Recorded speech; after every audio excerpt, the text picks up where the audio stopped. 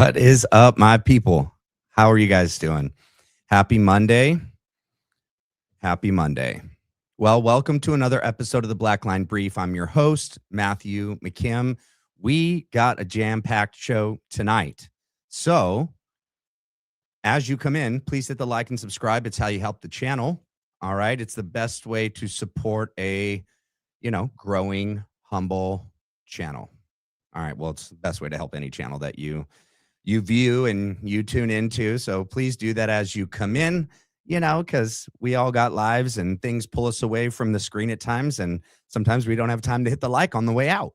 So hit it on the way in. All right. Well, thank you for that. So I hope you guys have been paying attention to what's been going on with the whole Joe Kent situation and TPUSA not remaining silent on this matter.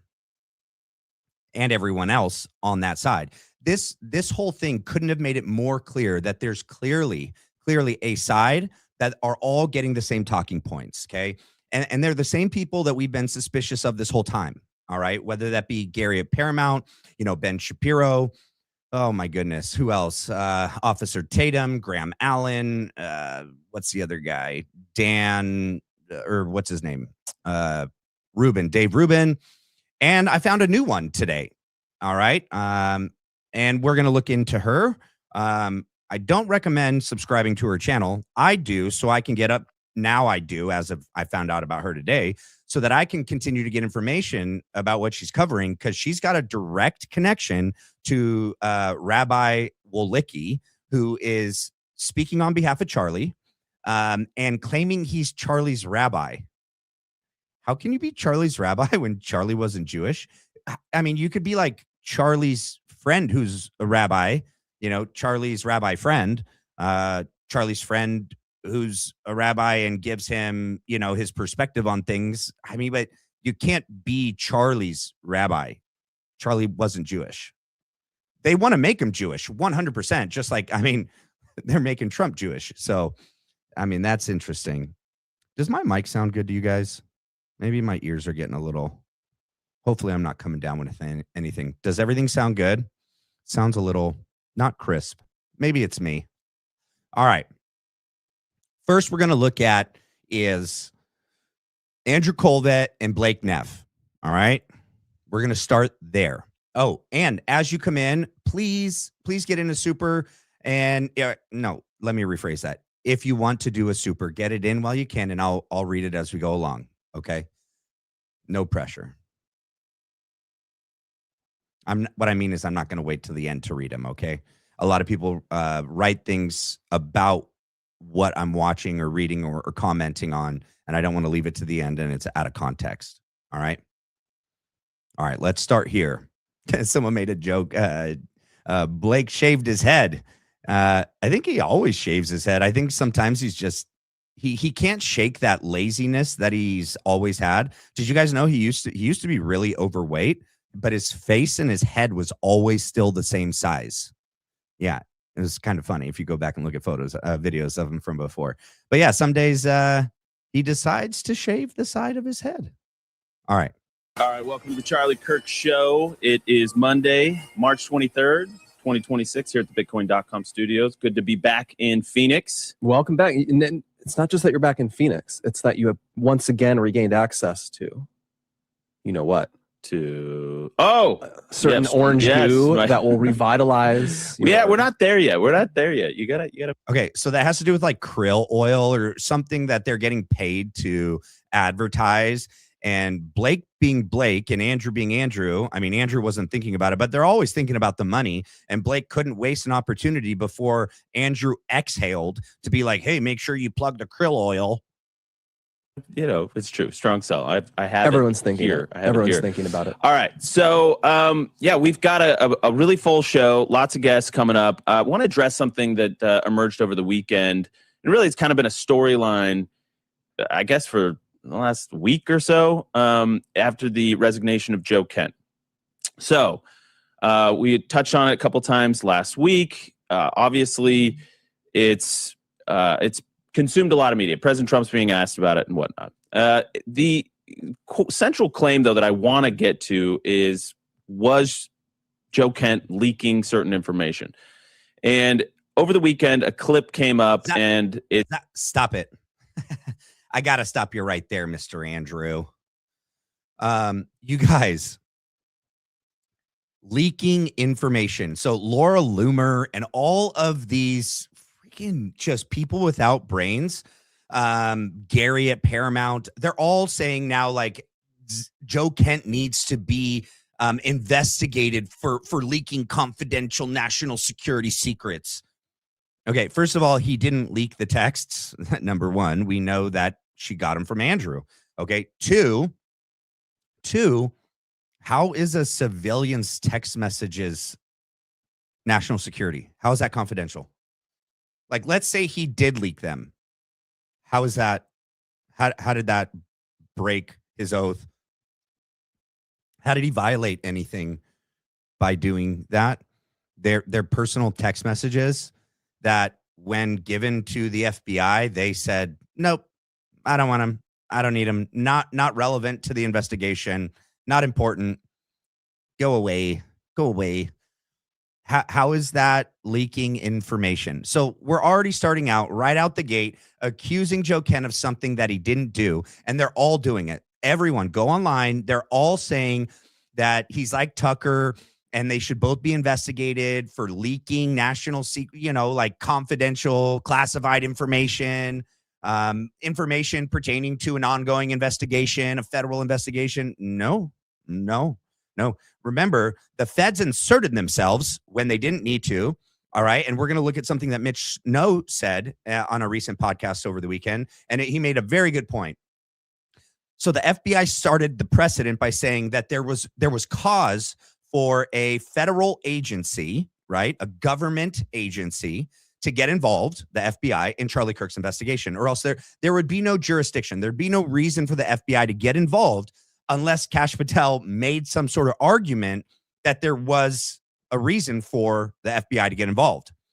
And so they got involved so that they could, in my opinion, plant evidence, arrest people, get the narrative spread, do everything they needed to do, tie it in a little bow, hand it off to the state of Utah, and then say, now it's in a lower court, a state jurisdiction. And so now the NCTC can't, and no other federal government agency can involve themselves in this. And the state of Utah can't investigate any international, federal, foreign ties because they're a state body. And Mitch Snow didn't want to give Kash Patel a compliment and say, like, that was very smart. It was very calculated, I think is what he said. It was intentional. Okay, Kash knew what he was doing by doing this. He got involved, did everything he needed to do, tied it up, handed it off, walked away. And then said, oh, the federal government's done here. We're done here. Okay, so let's get that straight. Joe Kent didn't leak anything. All right. So TPUSA, Erika Kirk, Andrew Colvett, Blake Neff, they're all participating in the character assassination of a legitimate war hero, not just for his actions, on his deployment when he was serving in uniform, his resignation in opposition to this, evil war, right? That's already claimed the lives of American men and women service members. But also he spoke up about the FBI shutting down the investigation into the Charlie Kirk assassination. These people at TPUSA and Erika Kirk should not be mad about any text messages being released. They should be mad that there was no real investigation into was there or was there not any foreign ties in the Charlie Kirk assassination. It's gone a little bit viral. I want to address it. Let's go ahead and play it. Cut 16. The way that those screenshots got to Candace is via Joe Kent. Andrew Colvett. Andrew was in the chat group as well. He was one of the 9 people in the group. And he admitted at first, be perfectly honest, at first he was denying it. We didn't know how Candace got them. But then he admitted on the air on his show that he had given these text messages and he Yep, they cut it. He gave the text messages to Candace. Gave them to He said that on the show that he gave them to someone in the government. He told us that he gave them to someone in the government. Joe Kent was someone that we knew that there was a relationship there between Charlie and Andrew and Joe. We knew that when Charlie would visit Washington, D.C., he would talk to Joe. We kind of verified that the messages had been given by Andrew. I hope you guys see that they've cut a lot. Okay. They're cutting a lot of what he said. We're going to watch it. I've got it timestamped so we can see what they cut out. Just pay attention to that. They've cut a lot in this clip. Andrew to Joe Kent, and that Joe Kent had been the one to pass them on to Candace. All right. So that's a lie. So you'll see in the full clip. No. He's inferring that. He's assuming that, he's claiming that. That's not an actual fact. It's not a fact. Verified's doing a lot of heavy lifting there. I do want to confirm what I can confirm, and that is that, yes, in the immediate aftermath, I did provide the group chat to Joe Kent. Yeah, he did that as well, but he also provided it to Candace Owens. We don't throw around accusations recklessly here. We don't. There's a lot of people that do that online. We don't do that. We think that's keeping in the spirit of Charlie's spirit. And the way we choose to do things is we try and be responsible. So, yes, in a spirit of looking at every lead, turning over every stone, we wanted everybody that needed to know anything that we knew. Not just, and by the way, we've been accused of not being interested in the truth. And just Andrew, you're not interested in the truth. The fact that you guys are attacking Joe Kent for, and you're accusing him of being the one to release the texts to Candace Owens, and you're not upset in the slightest that the FBI shut down the NCTC's attempt to investigate if there were any legitimate foreign ties in the Charlie Kirk assassination is insane. And if what Barron showed tonight, along with Candace Owens, about your text messages when you were connected to internet and data and Wi-Fi, when you weren't, when you were on flights and when you weren't, what your initial story was in the days after the assassination, and what it's looking like now, you had foreknowledge of this event, in my opinion. There's no other way to square that. Barron is very clear. We'll see. We'll look at what Barron says in a minute. just to remind people what this is referring to, this is after Charlie's murder, there were text messages that from a private group chat that were made public and were used to, frankly, kick off the big conspiracy theory that we've run into over and over again, which is that Israel or the Jews had Charlie murdered. Yes. So, which we do not believe. But which we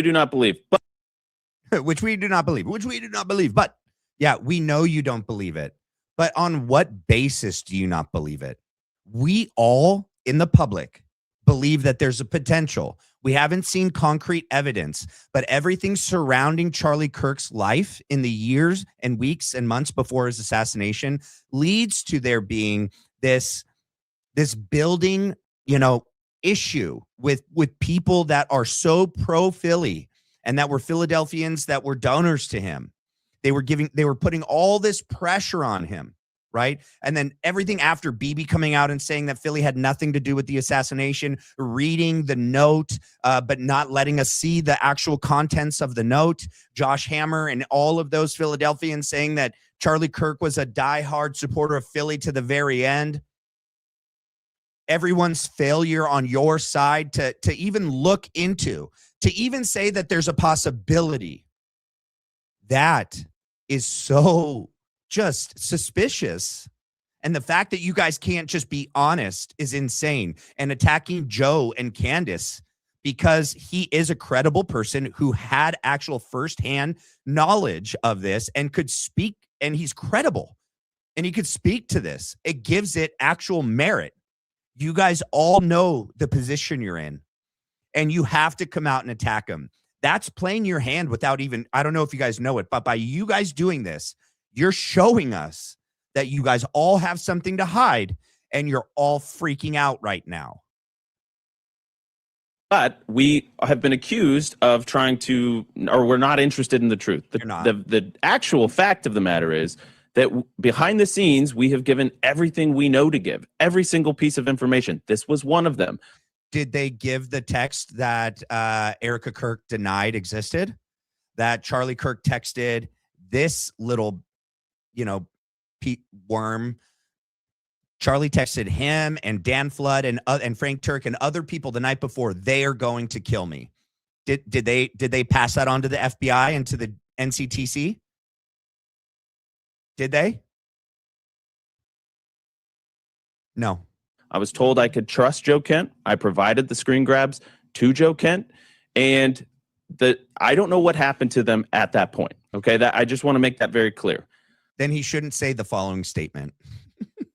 He just shouldn't, but he has to. He's got to try to cover his own butt. Eventually, Joe did message me and suggest that I make those screen grabs public. Because that would have been the right thing to do, Andrew.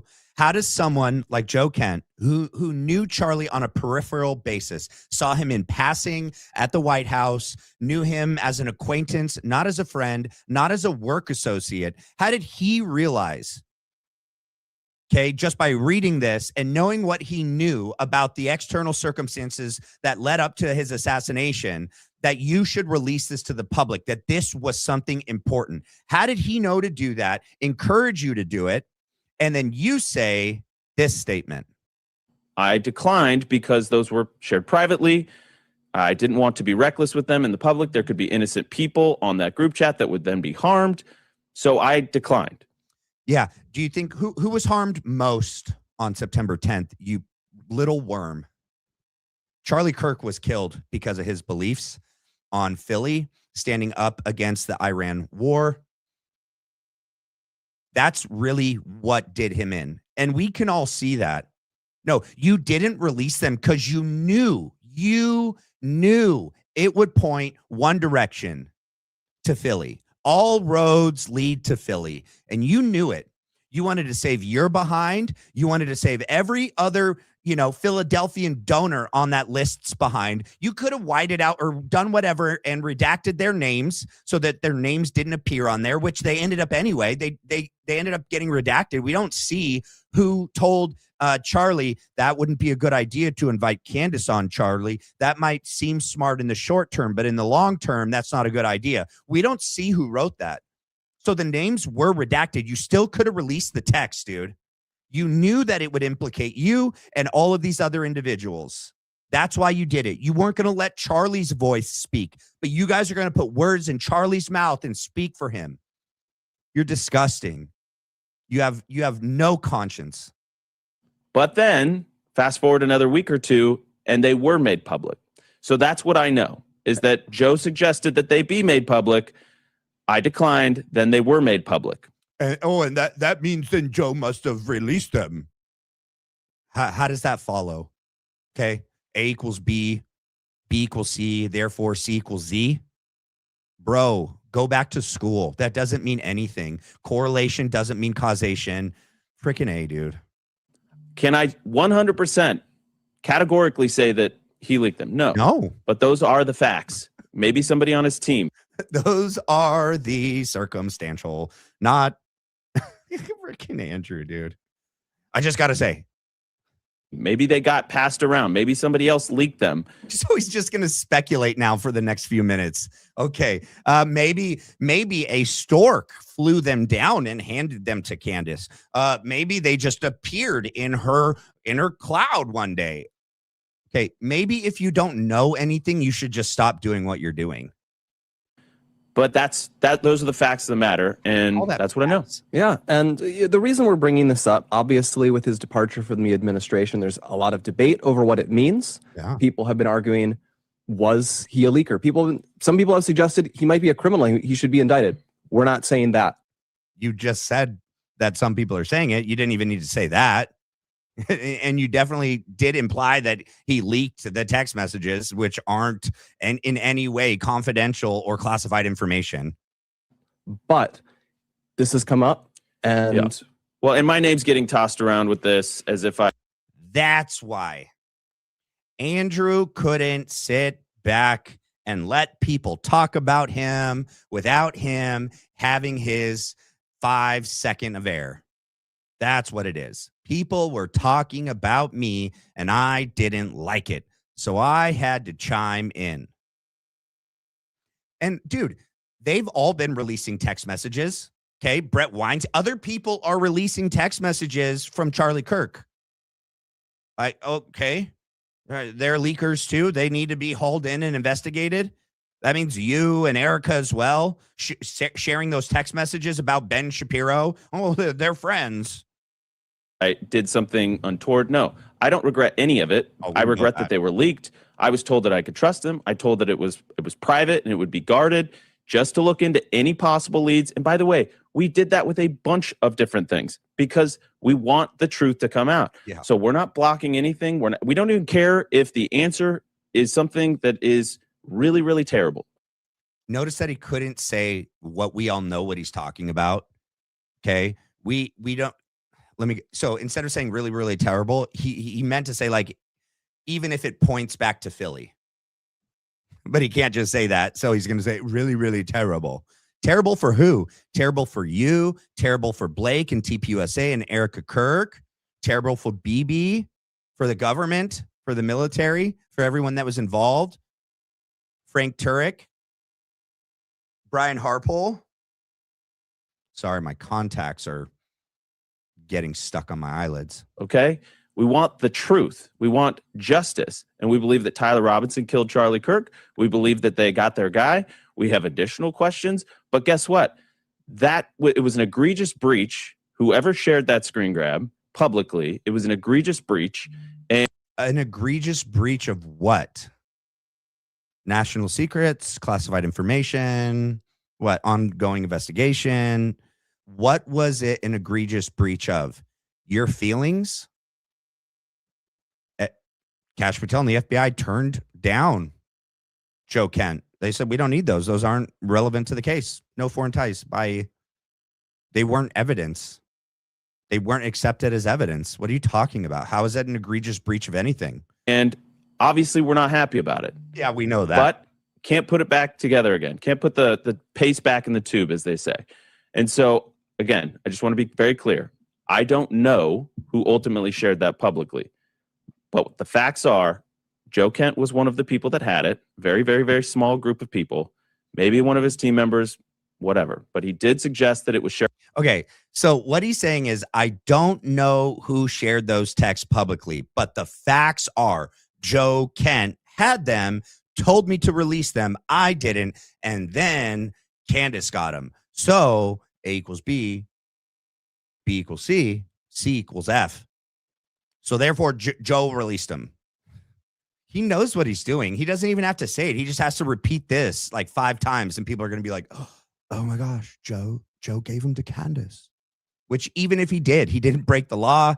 He didn't do anything illegal. He didn't do anything untoward, egregious, as Andrew's words of the day on his words of the day toilet paper. Publicly, we declined because Charlie had every opportunity to say publicly what he believed.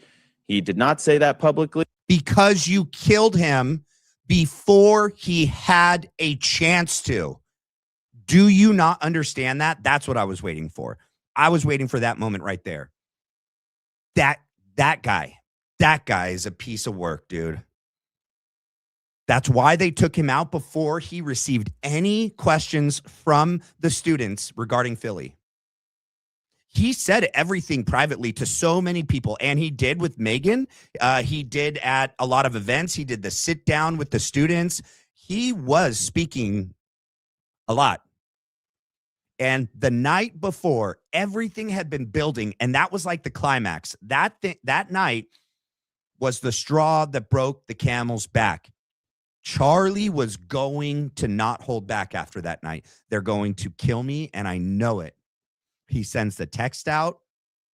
Rabbi Wolicki is that rabbi that was on the phone call the night before with Josh Hammer and whoever else is on that group chat and then that Zoom call trying to get Charlie to do what they want him to do. Charlie was done. Yeah. The reason why Andrew can make that statement that Charlie, that he wanted to be in keeping with Charlie because Charlie never made any of these statements publicly is BS. And it's because he knows that they took him out. In my opinion, this is all my opinion, before Charlie had the opportunity to do that. That's why it was the first event. It had to be the first campus event, and it had to be within like the first 2 questioners. They allowed Henry Dell. He was LDS. He's asking all LDS and Christian questions. And then Hunter Kozak, who's asking all transgender questions. So I bet when they were pre-screening all the students, anyone that was going to ask questions, because they asked them ahead of time, what are some of the questions you're going to ask Charlie? Okay, yes, you can ask that. No, we got enough of that today. And they picked the order. They probably allowed some people that were going to ask about Philly and ask about everything going on. They put them at the end of the line. I mean, I would love to know who else was in that line. I would love to know what other students were in the line going to ask Charlie questions that never made it up. They were after Hunter Kozak. And I'd love to know what TPUSA person slotted Hunter Kozak second. Henry Dell made it clear Hunter Kozak didn't say out loud the questions to the person screening before they get to the mic, the question that he ended up asking Charlie. Henry Dell said that. He didn't mention that Hunter Kozak, when being asked ahead of time, what are you going to ask Charlie? This question that he ended up asking Charlie never came up. It was not one of the ones that got pre-screened and Hunter got approved to go. This was totally out of left field. Henry Dell made that clear. He was standing there when this all happened. Who's the TPUSA staff member that chose the order, allowed Hunter Kozak to go second, and I want to know what other students were after Hunter Kozak and how many of them had questions about the war, about Philly, about BB, about everything else that was going on. That's going to be, those are some pretty important questions to be answered. And so far be it from me to put words in his mouth. Okay. That far be it from you. You guys are the worst at putting words in his mouth. Well, and in fact, what you've also done is you've actually taken words out of his mouth. Because now that his speech was stolen from him, when his life was stolen from all of us and from him, he no longer gets to speak. And you guys have systematically changed his message at the end of his life and made it whatever you want. And anything that he said before that was counter to your guys' narrative and message and mission now, you guys have taken out of his mouth. That was something that was private. So we wanted to keep it private. And I think that's being in keeping with being a good friend. No. Okay? It's preserving somebody's trust. No. In their privacy. So now everybody knows. Yes, Joe Kent had it. Yes, he did suggest leaking it. Can't prove that he was the one. But those are the facts, because there's been a lot of noise made about this in the past, whether, or in the recent week, about allegations of leaking and things like that. I got nothing. I don't know anything other than that piece of the puzzle. Okay, that's all I know. And I'm not going to recklessly tarnish somebody's reputation if I don't have all the facts. But now that my name's being brought up into it, I wanted to address it. Yeah, he cares because his name got brought up, but he's not going to recklessly tarnish anyone's reputation. Just Joe Kent, who, like, if you ever saw him in real life, he would stomp you into the ground. Fair enough. Fair enough. That was such a smug look that he just gave Blake. Good? We good? All right. Now, we prefer to keep our front towards the enemy, which is, as always, the left. They're up to a very large number of bad things. What? Man. Oh, God, give me the strength to be a good Christian if I ever see either of those two people in public. Please give me the strength. All right. Here is Rabbi Wolicki, who is a self-proclaimed Charlie rabbi. All right. And this lady is no good. Erin Mullen, look, I love my Australian viewers. This lady is a propagandist Go to her channel and look at her videos, and they're all attacking Tucker Carlson, Candace Owens, Carrie Brigitte Bowler, who else? Megyn Kelly, now Joe Kent. Yeah. And this guy has been on her show many times. She's very close with this guy. This guy is not a good person at all. At all. Bye. Thank you so much for joining me here on the Aaron Molan Show. Thank you for coming back. The first episode, I mean, my fans are generally kind, but they were beyond blown away by how good you are. So very, very grateful. Thank you. Thank you. Let's talk about Joe Kent. Wait, let me get to a couple supers and then we'll get back to this. All right. Thank you, Mystic, for the super sticker and the super sticker. Thank you so much, Mystic. You're the best. And then we got maybe Jessica, maybe not. Break it down like I'm slow. If Andrew was on a plane in Arizona, how is that evidence he had foreknowledge? Why go to Arizona first? What was he doing there? We'll get there. I got it all pulled up. Let's stick to the order. We're going to get to that, I promise, okay? Bottom line is he left, but there wouldn't have been enough time for him to even have left his house, got on the plane, and been en route when he supposedly was, if he found out that Charlie was shot after 12/23. Okay. There's just no way. And we'll look at the timeline. I have it. We'll get to that in a minute. Okay. Thank you. I'll come back to this. I'll pull this back up when we get to that. All right. But stick around. I will point it out because we're going to cover Candace and Barron. And I have my own stuff to show you guys. To start with, big headlines regarding his resignation and, of course, the circuit of clowns that he has partaken in since. So let me tell you something about Joe Kent that probably no one listening here knows, okay? So if anyone's been following the plot about Charlie Kirk and Candace Owens and the famous text messages where Charlie was having a day where he was very upset at his Jewish donor who pulled. Okay, it is super important, everyone. Pay attention to every single word he uses, okay? This guy is very slimy, very slippery, very, he's choosing his words very carefully. He's doing it for a reason. He's already saying that Charlie had a day, like one day. Like Charlie had a bad day.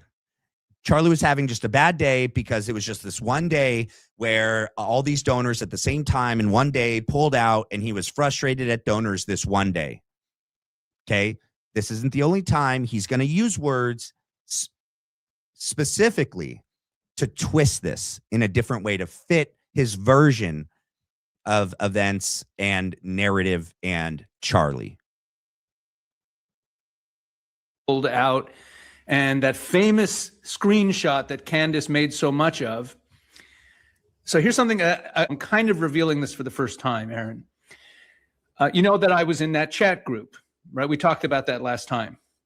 The members of that chat group have known for quite some time that the way that those screenshots got to Candace is via Joe Kent. You see, this has never been made public before, Aaron. Right now on your show, this is I'm saying this. So let me explain. He doesn't actually make a statement of fact. Just pay attention to his words. Andrew Colvett, who's was Charlie's number 2 guy, who now hosts the show. Andrew was in the chat group as well. He was one of the 9 people in the group. And he admitted at first, be perfectly honest, at first he was denying it. We didn't know how Candace got them. But then he admitted on the air on his show that he had given these text messages. And when I say text messages, screenshots, there were 2 screenshots that he gave. One was that famous screenshot of that text exchange. And the other was a screenshot with the names of everyone in that chat group. Okay? And he gave them to, he said that on the show that he gave them to someone in the government. He told us that he gave them to someone in the government, and his rationale for it, which I think is foolish, Although I'm not going to go too hard against Andrew here. I like Andrew as a person. We're friendly. And with Charlie just having been killed, I'm sure there was a lot going on. And I know that he regrets doing this. But his rationale was he didn't want to leave any stone unturned. And he was asked about this by someone in the government, and that he gave those screenshots to someone in the government. And of course, the response of the people in the chat group was, you don't have a right to do that. This is a private chat group. There was no. You don't own the chat, you moron. You don't have a right. You guys, they use the word right whenever they want. Like, Philly has the right to exist. I mean, all humans have a right to exist. No country has a right, like a God-given right to exist. I wish we did, but I mean, that's just not inherent. Like, it's just not. Also, he started talking about Candace and Andrew Colvett, and then he switches and then starts in relation to the text messages and who he gave them to, and then he switches and starts talking about Joe. At no point are you going to hear him produce any kind of factual proof that it was Joe that leaked them, just so you know. Warrant. It doesn't work that way. You didn't have a warrant. But nevertheless, he did it. You know that they gave him a bunch of ish for that. They got mad at him for doing that. And the next thing we know, Candace Owens is talking about it. Now, Candace has said publicly that she had been in touch with Andrew after Charlie's assassination, that they had been talking.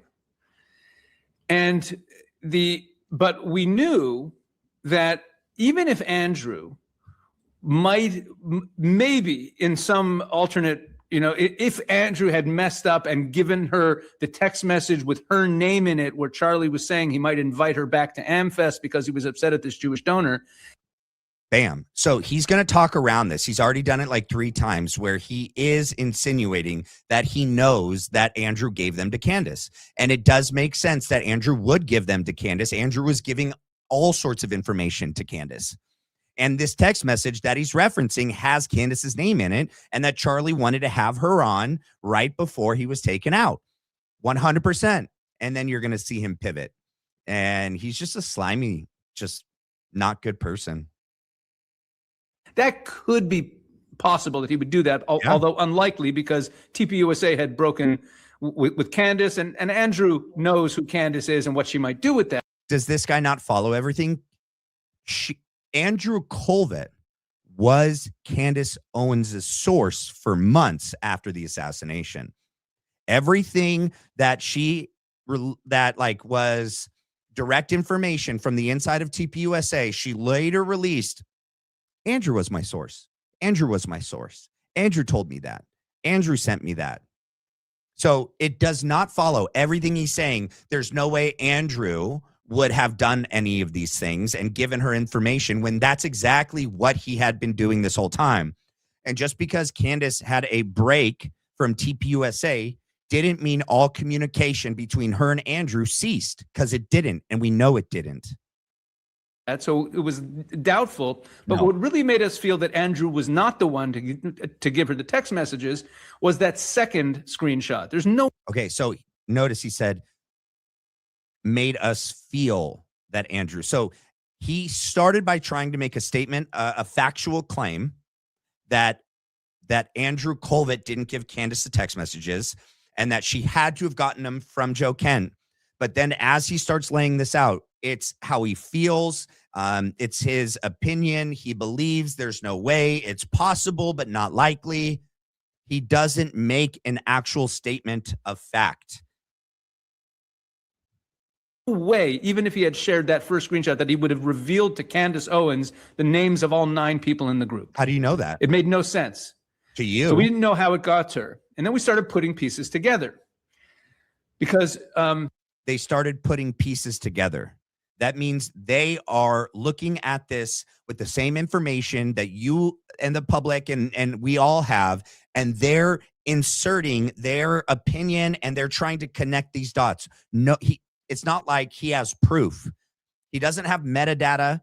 He doesn't have anything to just come out and say, like, look, we can show that Joe Kent sent Candace those messages. their conjecture. Joe Kent was someone that we knew that there was a relationship there between Charlie and Andrew and Joe. We knew that when Charlie would visit Washington, D.C., he would talk to Joe. And we kind of put two and two together, and eventually, I'll leave out some of the details that I shouldn't say. We kind of verified that we put two and two together. Okay. We kind of verified. Okay. I won't release to you how I know. No facts. All claim. Messages had been given by Andrew to Joe Kent, and that Joe Kent had been the one to pass them on to Candace. And I was thinking about this when I saw that interview that Tucker did with, so Tucker did this interview with Joe, and Joe was talking about the Charlie Kirk assassination. And you have to remember that Candace kept saying that she has information from the top levels, that there's questions to be asked. Okay, this is all Joe Kent. Not saying no. They don't know that. They're just saying that because Candace has said she had been receiving certain information from the top, and Joe was at a top position, but they don't have anything to back that up. They're just connecting two dots on their own because it fits what they want to do. They want to attack Candace and they want to attack Joe Kent because Joe and Candace are both trying to get to the bottom of this investigation and this assassination, which does point back to Philly. That's what it is. I don't think you are. Because of this happened. I'm not saying that at all. I'm just saying there's unanswered questions. Yeah. We know the pressure because of the text messages that have been made public, that Charlie was under a lot of pressure from a lot of pro-Israel donors. And again, we know Charlie was advocating to President Trump against this war with Iran. Because he's the head of counter. Now you have to think of it from Candace's perspective. This is someone who's the head of the counterterrorism center, and he's saying that there's something there. Yeah. Right. And he gave her the text messages. So when he was in. See what he's saying? Now he's just making a statement as it's a fact. Now he's not just asserting that they believe, or I think, or we put this together. Now he's just straight out saying it. See how they are slimy, how they start. And then once they get far enough along, now they're just making the claim like it's a fact, like they know for a fact that Joe gave her the text messages. Being interviewed by Tucker, and he said to Tucker, well, we all know about the text messages which were made public. They were his exact words, which were made public. And I'm watching this. And of course, the millions of people who watch this aren't seeing it the way I'm seeing it. I'm looking at going, excuse me, which were made public? You made them public. No. Yes. So you talk about leaking. Now, in other words, let me back up and say it this way. Even if you say that there's reason to investigate this, which there is, there's no justification for sending those text messages to Candace Owens. It's not part of an investigation. It got shut down by Kash Patel and the FBI. It wasn't accepted as evidence pertinent to the investigation into the Charlie Kirk assassination. So at this point, because everything got shut down, even if he did release him to Candace, he didn't leak anything. He didn't break any rules or any laws. You guys are fishing. None whatsoever. Anyway, that's my little reveal for you. No, I mean, thank you, first of all, for sharing. And the second part to that, though, Rabbi, is I watched him with Megyn Kelly, and she asked him in 3 different kind of ways that felt as though it had been rehearsed prior, if I'm being honest. Okay. And his response of no to her questions about had he been leaking. I mean, it looked like, I'm not going to use an analogy that's inappropriate, but, he looked nervous. But she thought of it. She thought of an analogy that was inappropriate. And then she had to stop herself, start thinking of a different one. Okay, this girl is, oh my goodness. Nervous and completely unsure of what he was saying, and the no was so weak. There was nothing in it that felt like he was. I mean, if someone was accusing me of that, I'd be pushing back hard, but he was kind of. Yeah, he's not you. He doesn't get ruffled easily. He's been in war 11 times. Okay, he's not going to get flustered and get excited and get all worked up. Okay, he's not like you, Aaron. He just said matter of factly, no. and everyone with a brain and eyes watched the same thing that you guys watched and didn't come to your little corrupt conclusion that his answer proves or implies or shows that he was guilty because he didn't defend, no, the way that you want. No, I've never. No. He didn't cower like that. He wasn't like a little hurt dog. I just feel like, how can he say that though if he has done it? Because he said because he didn't, and you didn't prove that he did it. And look at this dude's smirk. Look at his little smirk. Definitively no to leaking. Will he now look at it when it comes out and say, oh, well, leaking is, defined as this, and what I did wasn't or they weren't confidential? That, he'll somehow try to get out of it. But the way he handled Megyn Kelly, I thought he looked wormish. Yeah, I think he's a mediocre person. Yeah. This coward. This is a coward. He thinks Joe Kent, he deployed 11 times to a combat zone, was Green Beret, received the Bronze Star. It's either 7 or 8 times, is a Gold Star family member. His wife died, overseas in a war zone in Syria. Honorable discharge, father, husband, and now this guy's going to attack Joe Kent's current wife. Get ready for it. But he also got into a bad crowd. Much has been made online in the last couple of days about how his tweets from a few years ago were in a completely different direction on Iran. And of course, his second wife, who he recently married, has written for Gray Zone, worked for Max Blumenthal, who's a notorious Israel hater, America hater, Russia and Iran shill, and that's who he's married to. So this guy he doesn't care. We're all just disgusting goyim to him. There's a lot of questions there. And it also raises, I'll tell you something else, and this is just conjecture. Yeah. We all know that Charlie famously wrote that letter to Prime Minister Netanyahu, where he talked about his support for Israel. And we know that for years and years, he was such a staunch supporter of Israel. And then there was this whole question of where he was in the final months and whether he was wavering on Israel or turning on Israel. There really wasn't a question. It's clear. He was turning and wavering. And we don't actually know what the letter says. Bibi didn't read the letter in its entirety. And we know, I think it's John Mappin or Mike Mappin, the British guy said, who was close to Charlie and Candace, that the letter to Bibi actually was Charlie kind of admonishing Bibi after the sit down with the TPUSA heads, the chapter leads that Andrew and Charlie did to kind of gauge where this young generation, Gen Z, is with the whole Philly thing. Charlie was writing Bibi to warn him that they needed to change their ways. They needed to change their tactics because they were losing the ideological war. That's what the main message of that letter said. Well, we always noticed that every time he would go to Washington, D.C., and spend some time there, he'd go there for a day, have some meetings. He'd always come back kind of more cynical about Israel, more suspicious about Israel. So what they're about to say, you guys, and keep in mind, remember when we have implied that even though Charlie's an extremely intelligent individual, it is extremely possible and most likely probable that he was fooled by people around him, that he was misled, that he wasn't aware of the viper's nest that encircled him in the years and weeks and months leading up to his assassination. Okay. And they've all said, Charlie's not that dumb. Like he couldn't tell, like he's such a bad judge of character that he would pick all these people that would betray him. Okay. And they all attacked us for insinuating that Charlie had any sort of weakness or flaw, or just wasn't some perfect being that could do no wrong.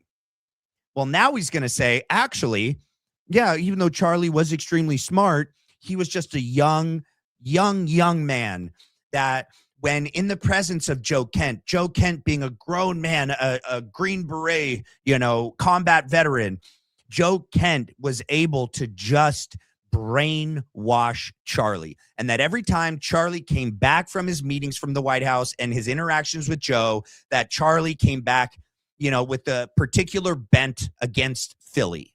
That's what this scumbag is saying.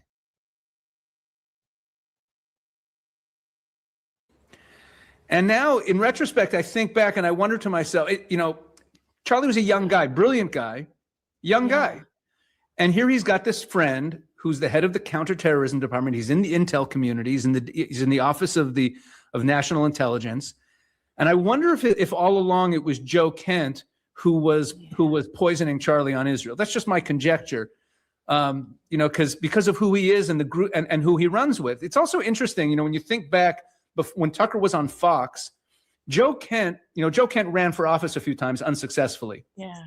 That's pretty so funny. I don't look up to a lot of people in politics, and it's their attack. And even Trump falls into this camp a lot. When they want to attack someone that is their opponent or someone that they don't like, they attack whether or not they've ran a successful campaign. They attack whether or not they were able to be elected. Like, oh, he unsuccessfully ran for office multiple times and failed. Like, what is that supposed to do? Like, that's a measure if the person's a good individual, has solid character or not?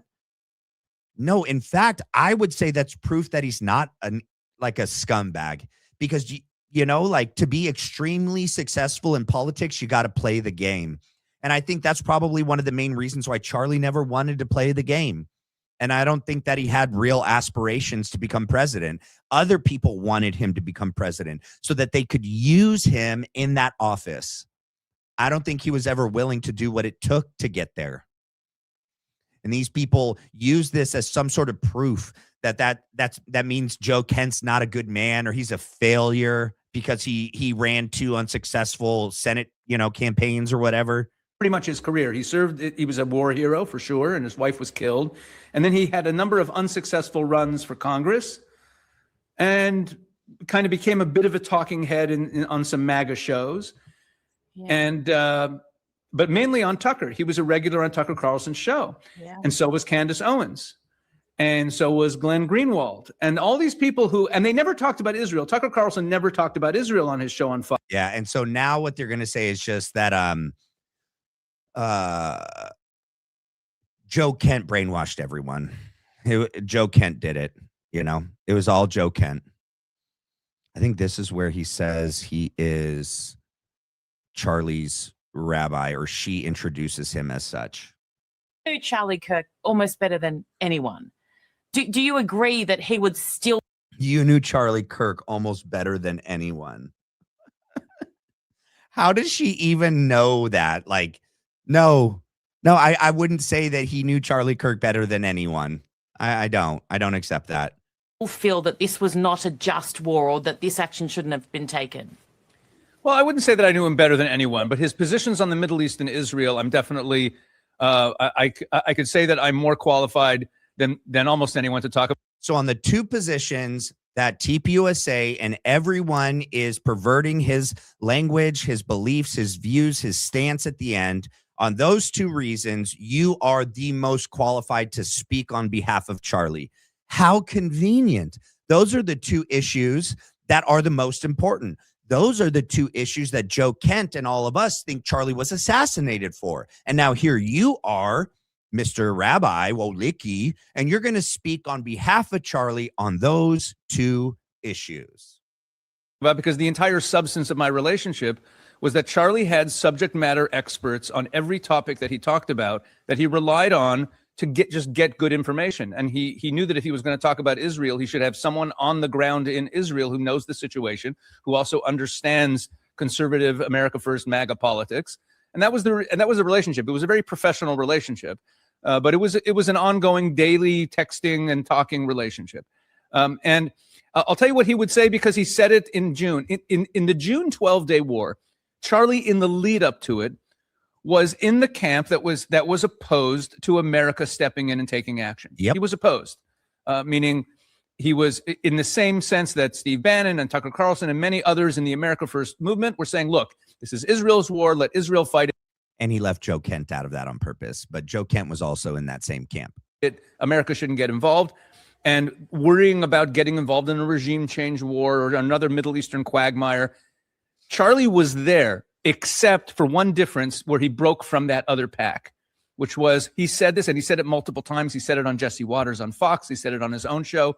He said, Donald Trump has earned my trust, and he has earned all of our trust. And therefore, even though I'm worried about this, even though I don't like this, even though I'm afraid of escalation, even though I feel that America should be more focused domestically, yada, yada, yada, the whole litany we know.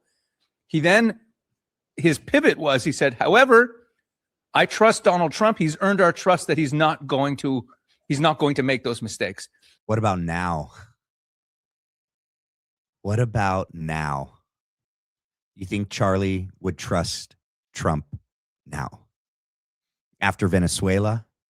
After actual regime change, which was the thing that Charlie said was a really bad idea and we shouldn't do. After the Strait of Hormuz being shut down, all of our bases getting bombed, 13, maybe more servicemen and women being killed. Now we're sending a MU, a military Marine expeditionary unit over there, 2,500 Marines. What about now, Mr. Wolicki? Yeah, it was a different time in June. Trump hadn't ruined everybody's trust in him and in America First and in MAGA. It's definitely done now. Charlie would be saying what Megyn, Tucker, Candace, and all of us are saying. And Joe Kent.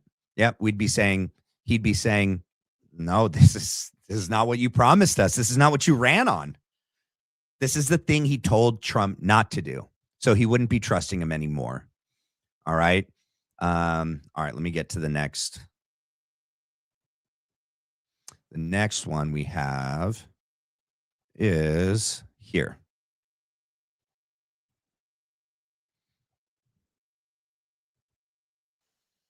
About the 10th or 12th. It would have been the 10th. About the 10th of December. Strangely enough, my birthday. Yeah, we had a 15-minute conversation. And then all he had to do was see records. All right, this is Mitch Snow. I had to back it up. Hold on, let me see where I wrote it down. 101. And then all he had to do was see records. And yeah, I gave him all the records. I gave him so many records. He said, stop, you're done, you're good. You check out, brother. You're go with this station, move forward. So this is what kind of spurred a lot of things over the weekend, that Mitch Snow said that Joe Kent, checked his background. All right. But we don't know that it was Candace that got Joe to check his background or not. Let's see. The next part I want to play is, and this is Mitch Snow, that for those of you that don't know, the gentleman that claimed to see everyone in Fort Huachuca. Work for us to do on the potential of a foreign nexus. Again, not saying there is one, but we had more work to do, and we were blocked from doing. He's pounding. Listen to this. He's visibly upset. He should visibly, be. yeah. And that's what I was saying earlier. It's not because it was Charlie Kirk. It's because this happened, and this is just indicative of what our government does and what they do to us daily. There's a lot going on here. So if you guys, Joe is he's being a class act. Yeah, he is.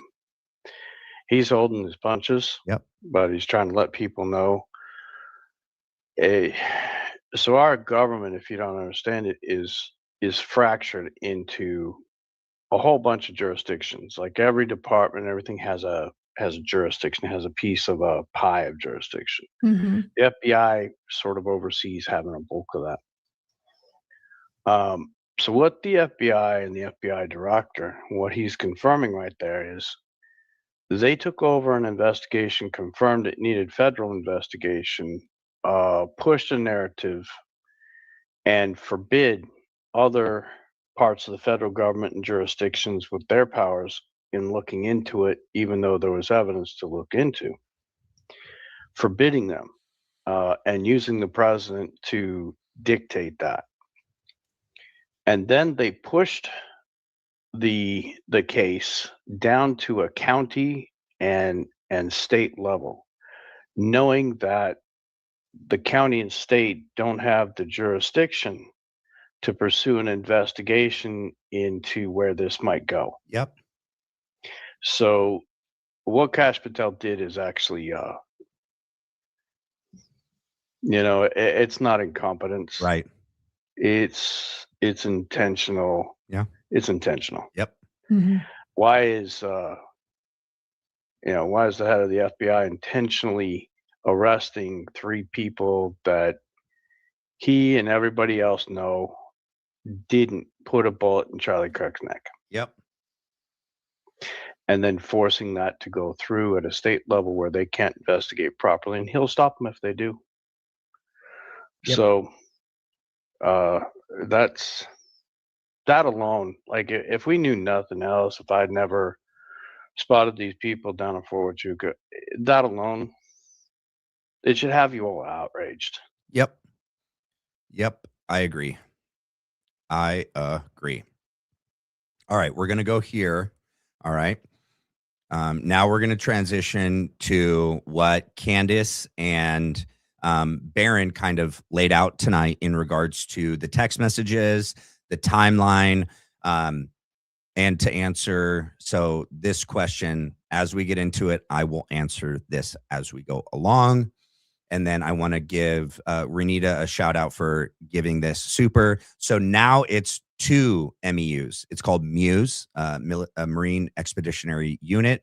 And now there's 2. And I don't know, are they both 2,500 Marines? So now there's 5,000 Marines on their way. Yeah. And I mean, people are talking about them, the U.S. trying to take, I think it's Karg Island, which is just off of. So let me see. Let me pull up something real quick for you guys.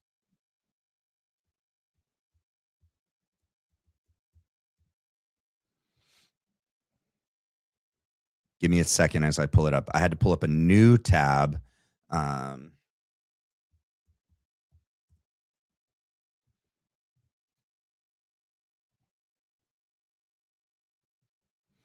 All right, let me share this.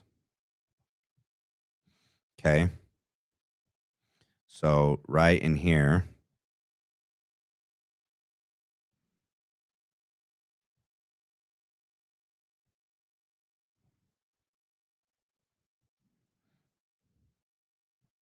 Let's see if it starts to populate the name. I'm pretty sure this is the island. Where does it say? Because this is the Strait of Hormuz. Okay. And so let me back out. First of all, let me make sure I'm sharing this. No, I'm just showing my face. Dang it. I'm so sorry, guys. Let's start that over. There couldn't be a day that I couldn't mess up, right? Let's see. How dare that rabbi speak for Charlie when he isn't alive to witness the great betrayal by Trump since it was kicked off? Yeah, with his unaliving. 100% Mystic. 100%. All right, so let me go back here. Let me make this big for you guys. Okay. And here. So here's the Strait of Hormuz. And I'm sorry if I'm not pronouncing it right. Hormuz. All right. And I'm pretty sure this is, I think they're calling it Karg Island. And this is where a lot of the oil, it's a strategic, island for Iran. But it's way too close to the mainland of Iran. And yeah, I'm pretty sure this is it. And there's just no way we would be able to keep this island. All the Marines, would get bogged down on here. We would be bombarded with airstrikes, missile strikes, drone strikes. They'd blow everything up. It would not be good. Okay. Yeah. Sorry. Let me get back to where I was at. How did I bring that up? How did I get off topic? My bad. What was I saying? All right, my bad, guys. Let's get back to it. At the time the plane was at that dot. Oh, I remember. Andrew sends a text. It was about the Muse, because supposedly that's why the Muse were going over there. They were going to go over there to take and keep, Carg Island. And I really hope they don't do that to the Marines, because it really would be a death sentence for them. There's just no way we could keep it successfully, and we'd lose so many lives. Yeah. At 4:25 p.m. and says, my phone just came back on. Why is that important? Because at that moment, his plane was 18,675 feet in the air. ADSB Exchange has altitude, the speed you're going, the coordinates you are. It has it up to the minute, up to the second, constantly. And I'm telling you, at the minute his phone, quote unquote, came back on, Andrew's plane, the plane he alleges he was on, that I think his wife was on without him, but that plane was 19,000 feet in the air. 19,000 feet in the air.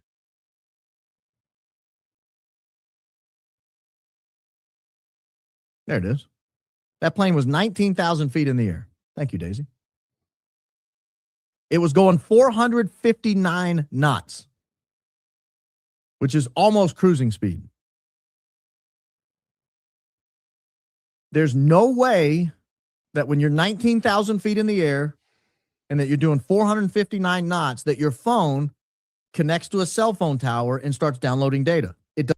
All right. So there's a couple things that Barron pointed out tonight, and we'll get to the timeline. It's coming in a second. But in relation to when Andrew was able to send texts, when he received texts and then responded, it doesn't fit when he said he's actually in the air. So that's the big issue, right? The flight that supposedly came and got him in Santa Barbara and then finally arrives in Utah does not fit their whole text chain thread, the actual time in Utah, and when he was supposedly still in the air. There's no way he could have sent that text when his plane was 19,000 feet in the air, traveling at 492 miles an hour. Because previously he said, I wasn't receiving text, meaning that the plane didn't have Wi-Fi. So you can't not have Wi-Fi while you're flying and then all of a sudden get Wi-Fi, but you're still 19,000 feet in the air. He is trying to say that he's actually, on that other flight where now he is just about to land. And that's when he turned his plane back on. Because once you're at 3,000 feet or below, that's when you can start receiving data again. And so they're trying to say that Andrew Colvit's in the timeline within the actual flight that they're claiming he was on, which he just couldn't have been on. That's what Barron is saying. And I'll flush it out a little bit more as we go along.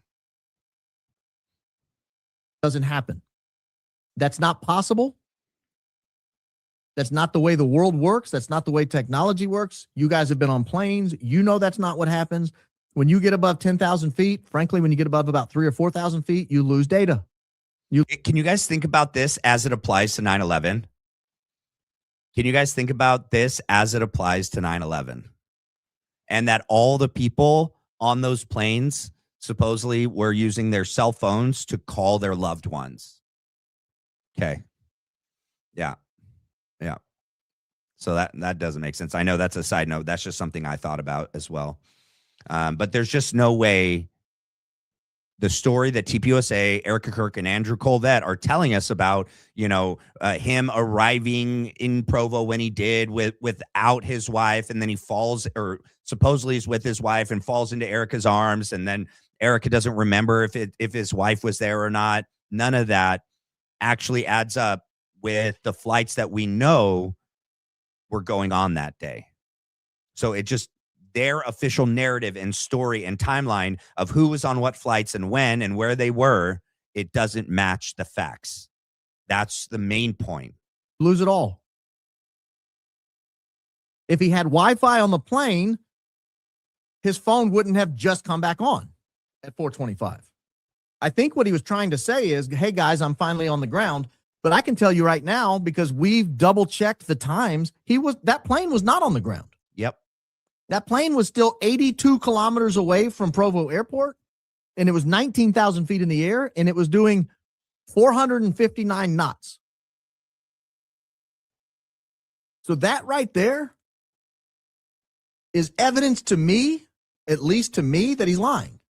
It's my opinion that he's lying. That he's telling people, oh, I just got in from Santa Barbara, when he was already on the ground. And that he just turned his phone back on because he knew that plane was supposed to land around 4:30, and it was about 4:30. And he didn't think anybody would worry about checking. That's my opinion of what happened. I can't tell you for a fact that's what happened, but that's my opinion what happened. Why does this matter? Great question. Here's why it matters. Here it matters. Because if Andrew left Santa Barbara before Charlie got shot, then there was a plot to kill him. 100%. That's why it matters. If Andrew left Santa Barbara before Charlie got shot, there was a plot to kill Charlie Kirk, and Andrew knew about it. That's why it matters. Because there's no reason for Andrew to have left earlier than they said he did, unless there was foreknowledge. Because the whole reason why he said he left and he went and got on a plane and flew out was because he received a call after the assassination and was told what happened, and then was in the air before they even found out if he was alive or dead. But the flights don't match that. In my opinion. Yeah, I agree. It is evidence that that might have been the case. Yep. And that they've been lying to us the entire time. I agree. That's why it matters. Yep. There's no other explanation I can think of, short of Andrew was having an affair with somebody in Scottsdale, that he would be sneaking into Scottsdale when he's supposed to be on the air on the Charlie Kirk show.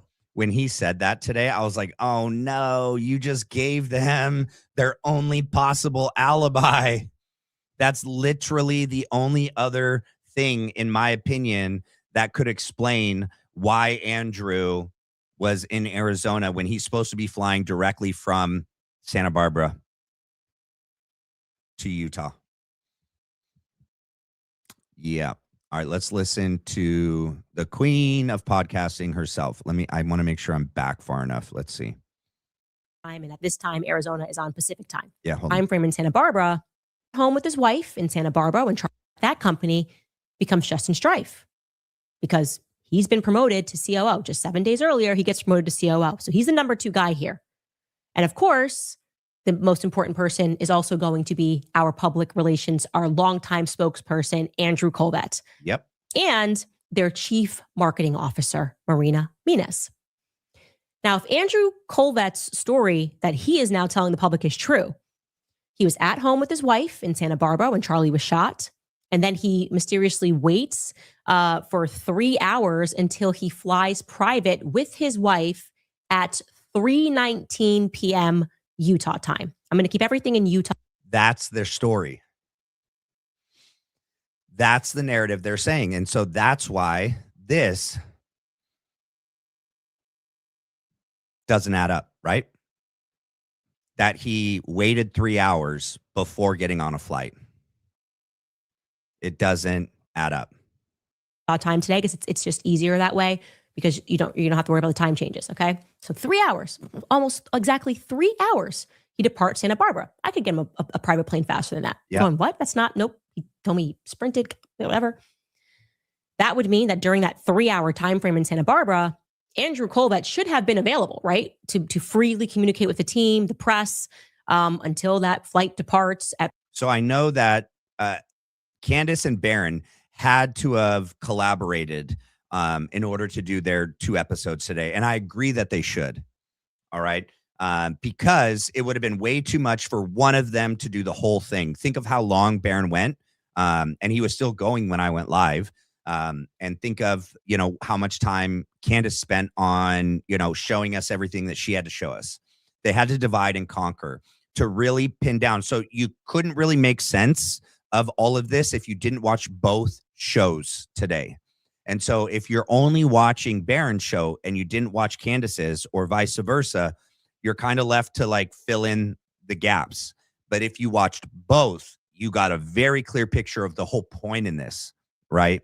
Is that what TPUSA and Andrew Colvett and Erika Kirk, and they're all telling us about the timeline of who was where, when they found out, when they started scrambling, when they started, getting jets in order, getting on the planes, who flew where at what time, who was available, who was texting, who wasn't texting. It doesn't add up. It doesn't actually match what we see actually happen through internal communications.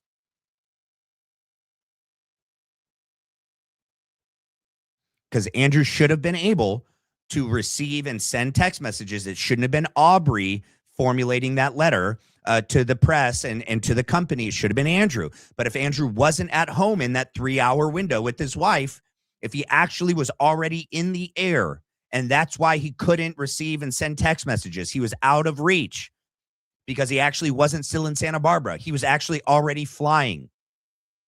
That's the issue. 319, that's his job. That's literally his job.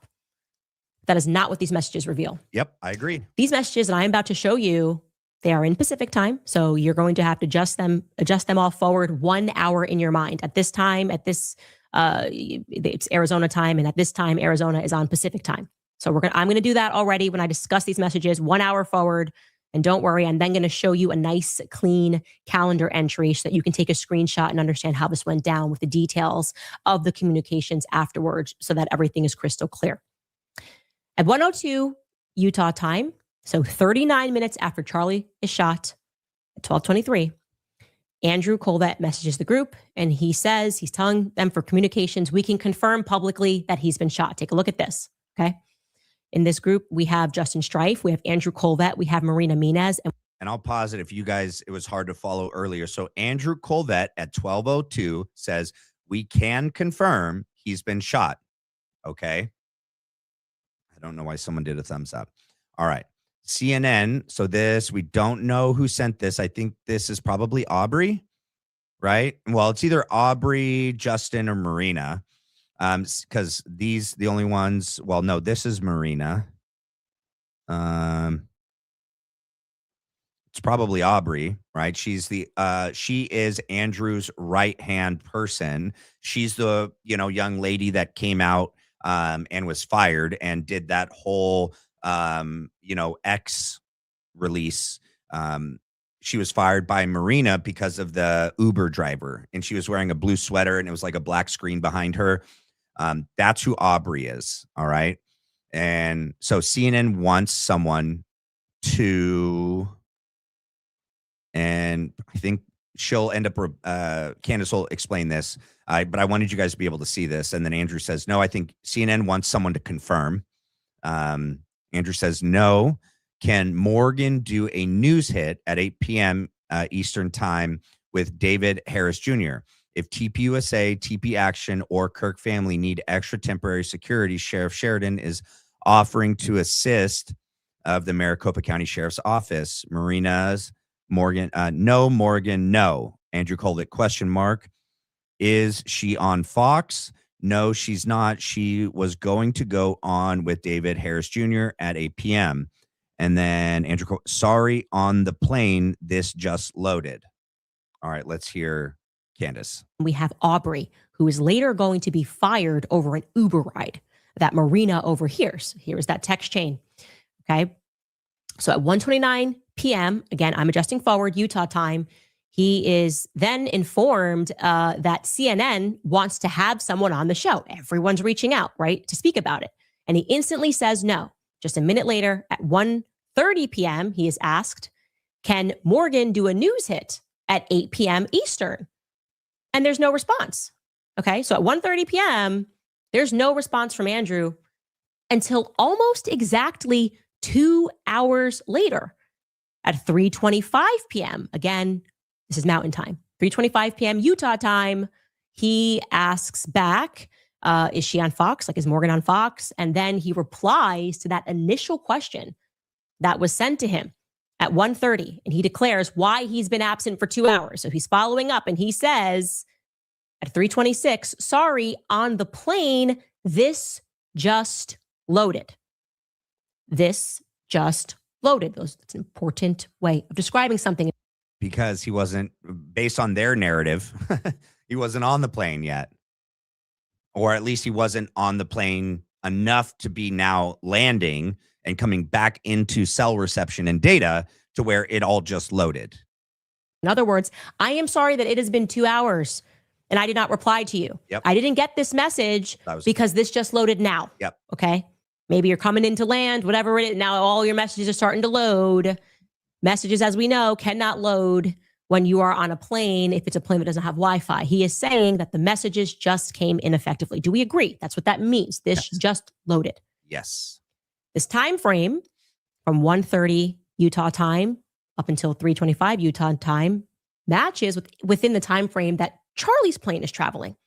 Andrew shouldn't have even taken off, nothing. Okay? I'm showing you this is Charlie's plane. And that plane is going to leave at 2:31 p.m. from Scottsdale. Because you guys have to remember, so Barron covered this a while back. If Erika Kirk is actually already in Utah on one of the planes on the tarmac, right? Early that morning, like that day, was there almost the whole day and is communicating. Andrew actually flew early into Arizona so that he could then be on the flight pretending Erika's on the flight. Okay. He is supposed to still be in Santa Barbara and takes a direct flight from Santa Barbara into Utah. It doesn't match their text messages. So when you see this, and this claims that Erika Kirk and Tyler Boyer and Elizabeth McCoy are on this flight, it doesn't match that. Andrew Colvett is most likely on this flight. And land into Provo at 3:31 p.m. And we're going to be told that Erika and Tyler and Elizabeth McCoy and Stacey Sheridan are on this plane. But this text chain makes it look like it's Andrew. Okay. Now I can tell you more, giving even more credence to the claim that Andrew was unavailable because he was on a plane during that time is the fact that Marina Mina's, the chief marketing officer, personally called Aubrey at 2:05 p.m. Utah time and asked her to draft the death statement, which was going to go out to the entire staff because, and here's what's crucial, because Andrew's currently on a plane and I don't have it within me to draft this statement. Can you, Aubrey, draft this statement? Essentially, Aubrey, the 26-year-old, is now responsible for the unbelievably emotionally heavy statement that has to be drafted in Andrew's stead because he's on a plane. Can we just take a moment to appreciate that Marina, this psycho, is going to then just a few months later be behind getting Aubrey fired because she had a conversation with an Uber driver? Like, I am sorry, if you ever make your employee. I agree. That's extremely evil. So if you look at this here, all right, Andrew wasn't even supposed to leave Santa Barbara until 3:10. Okay. I think they ended up taking that out, actually. I think that, or with the time difference, I need to go back, but it doesn't land in Provo. Wait, that's a different flight, actually. Oh, that's this flight. Because, this flight left Scottsdale, which is the actual flight that Andrew is on, the green flight. Okay. And so he is in the air and can't get, no one can get a hold of him. But he's actually supposedly not even in the air until 3:10, based on their official story. But this fits with the green flight times, and him being in the air fits with the text messages that we see from that day. Yeah, I'll look at that so I can then share it in a second and explain it. Hold on. Go through the emotional trauma of having to draft statements to the press and draft statements to the entire company to announce that their CEO has died on the day that they have died. You can't even process the emotion of learning this, that Charlie Kirk is dead. That employee should just be allowed to chill and do nothing for like, I don't know, 3 years. 3 years. This all came down to a 26-year-old, and they're going to then make her work insane hours and then fire her through weekends, and then. Yeah, I agree. It's freaking evil. All right, so let's look at this, right? So the first flight we see here, Scottsdale, Arizona, Salt Lake City, Utah, 8:12 a.m. to 9:23 a.m. That's the Charlie flight. Charlie was on that flight. All right. The next one is Scottsdale, Arizona, Provo, Utah, 9 a.m. to 10:06 a.m. That is believed when Erika actually arrived in Utah at 10:06 a.m.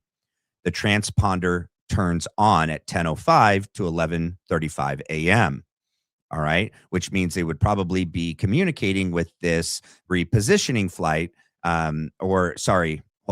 This repositioning flight goes from Provo to Utah at 10:24 a.m. and 12:12 a.m., which is perfect because now it's in Santa Barbara to be able to, fly Andrew to Arizona so that then, and so Andrew's actually on this flight, not waiting for 3 more hours to get on the flight that they say he's on, right?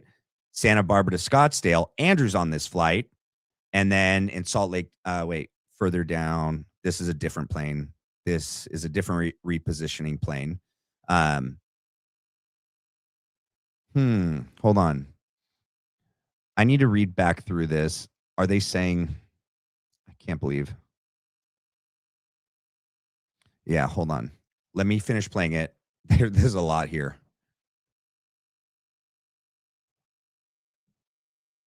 Fire her and her fiance because they had a conversation with an Uber driver and she wasn't loyal to Erika. Like, I'm sorry, that feels criminal to me. I know it's not literally criminal, but it feels criminal. Like it should be a crime. Like that's me. I'm talking to a lawyer because that's crazy. Okay. And I never say that, but this is beyond insane. Now that I'm really processing what they put this person through emotionally, only to them fire them and not even give them a bonus after they took in that much money. Like what? Where's a lawyer? Okay. Anyway, back into this. I just got angry and I stepped aside. Now I'm back. I'm back here. Anyway, this means obviously. All right. The reason why that list is a little confusing is because they're next to each other. It's the ones that TPUSA says they're on, and then the ones that Barron thinks they're actually on. And I'd have to go back and listen to his timeline for everything to actually make sense of it. I'll try to make sense of it when we get back to Barron in a second. Andrew had to have been on an earlier flight, just as I had remembered. We now have hard evidence. We have the call logs. We have text messages that Andrew was unavailable from 1:30 p.m. to 3:25 p.m. And it's about to get stranger. And that's the key. Okay, that's really the key with everything that Candace and Barron talked about today. Gonna get stranger. So at 2:27 p.m. Mountain Time, okay, remember, this is all adjusted for Utah time. The email goes out to the employees confirming that Charlie Kirk has passed away, drafted from like a 26-year-old. And then Andrew is going to disappear again. Disappears again from the chat. And this is where it's going to get especially interesting because he disappears during a most critical time. Again, this is his literal job. They have just sent employees an email that Charlie Kirk has passed away and that the office is going to be closed for the rest of the day. Of course, a corporate-wide email to that effect when the entire world is watching is going to leak. And what's going to then happen is they're going to get a sudden influx. The PR is going to get a ton of emails. Aubrey's going to get a crap ton of messages. People wanting a confirmation. Is this a real email? Is it true? Is Charlie dead? Is the office closed? At 3:49 Utah time, she's going to ask her boss, who's been unavailable, should I confirm or deny? Right? We can pull those messages back up. And Justin Strife, I think it's the can I confirm or deny one is a different one. I don't know if you guys have that. Justin Strife is going to come back and say confirm or deny. All right, I just made sense of that list. That list of Barron's is what he proposes each person actually, what flight each person was on, not the official story that TPUSA And Erika Kirk and Andrew Colvett are saying, we'll get to it in a minute. What? And she's going to say that the office is closed, to which Justin's going to say yes. And if the email is authentic, she's going to then say to him yes. And if the email is authentic, they want to know. The press wants to know if this is a real email and whether or not the office is closed. And Justin, who, remember, he told me that he booked the planes and he therefore should know if Andrew is unavailable. He then jumps into the chat and he says, "It's your call, Andrew. It's your call." Obviously, it's true. That's at 3:52 p.m. If you guys need to pull that, please pull that so we can throw that up later. And there is, curiously, again, going to be no response from Andrew until 4:25 p.m. Mountain, Utah time. And when he finally replies, he again is going to have another excuse. He's going to say, curiously, "My internet just came back on." My internet just came back on. Okay. So we have a 2-hour window, and then we have this hour window in which Andrew Colvett is unavailable to do the most important thing on the most important job. And in each instance, he doesn't have internet. What goes on in Santa Barbara? Why don't you have internet in Santa Barbara? It's very strange. So now I'm going to place all of this on a calendar, and Skylar, just shout me out when you have that second part in my ear of the message. I'm going to place this on a calendar so that you guys can see all the moving available. Okay. Those blue blocks are Andrew Colvett being unavailable according to his own chain. And when he responds and says that the message is just loading, that's that second block in which we have the Egyptian plane transponding in purple. And during that time is also Charlie's flight from Charlie's plane, from Scottsdale to Provo. Okay. So you can just, again, screenshot this. You can see it. And it's like, okay, Andrew's not available. Can you please drop us in? Yeah. And so she pretty hammers it home. And then let's go back here and hear Barron, because then he explains his timeline. That's why it matters.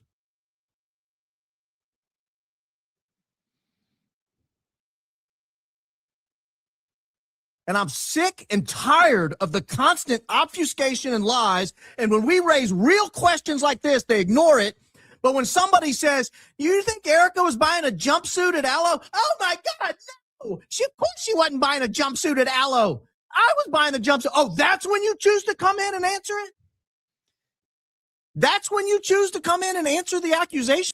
And that's the same thing I was saying yesterday. It's just, so they obviously are paying attention to everything we're saying, everything we're pointing out, what's going on online, and they choose to answer some of the most trivial things like Andrew. So they're going to answer things that not attack, but so Erika will have her minions respond to things that are about her, but only the things she wants to really have answered. And Andrew comes out and says, "Oh, I'm talking about this whole Joe Kent thing because my name was brought up," but they're not going to answer any of the actual things that matter. Are you serious?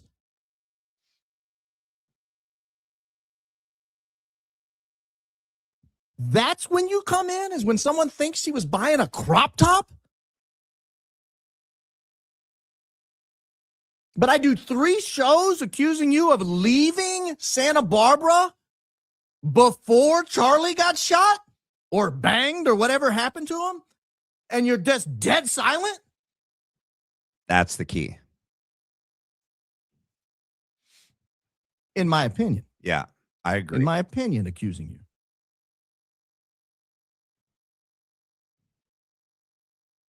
I can't reconcile it any other way. Yeah, I agree. Let's see what we get. Where is it? Right here. These are an hour behind.